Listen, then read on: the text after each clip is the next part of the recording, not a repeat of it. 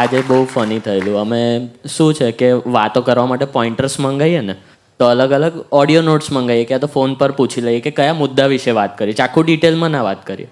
તો આરતી મેમ અમને voice not મોકલતા હતા અને ચાલુ વોઇસ નોટમાં સંદીપ સર કોઈ વોચમેન હાથે હિન્દીમાં ઝઘડ્યા કે हमको अंदर नहीं जाने का है, नॉन सेंस એવું કહી. સંદીપને વોચમેન સાથે બહુ જ ઝઘડા. ના, મારે કોઈ પણ યુનિફોર્મ વાળી વ્યક્તિ સાથે બનતું જ નહીં યાર. એક તો 25 જણા ત્યાં આવતા હોય, ગાડી પાર્ક કરતા હોય કે સ્કૂટર પાર્ક કરતા હોય, એ 25 માંથી 24 ના બોલે. હારું મને જ શું દે આવું. મને પહેલે કેટલા વર્ષોથી એક્સપિરિયન્સ છે. કોઈ બી ધારો કે બી કોઈ વોચમેન હોય કે ઇવન સામાન્ય પોલીસ હોય, યુનિફોર્મ વાળો કોઈ પણ હોય, ઇવન હોસ્પિટલમાં બી કોઈ પેલો યુનિફોર્મ વાળા ભાઈ હોય ને તો કે છે બાજુ પર બેસો. અલા પણ મને શું કામ પૂછ્યું? આટલા બધા હતા યાર. એ વોચમેન એક તકલીફ શું છે ખબર છે? તમે ટુ વ્હીલર લઈને આવો ને એ ત્યારે કશું નહીં બોલે.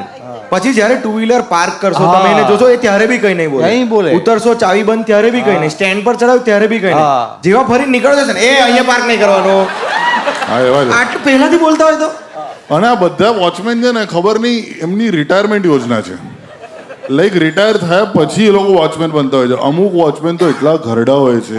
મારી સોસાયટીનો વોચમેન તે દિવસે ઊંઘી ગયેલો કેબિનની બહાર. મને લાગ્યું કે આ ઉખલી ગયો કે સૂઈ રહ્યો છે, સમજ ના પડે. અને પછી થોડી માખી બેઠી ને ત્યારે હલ્યો તો કે ના કાકા જીવે છે.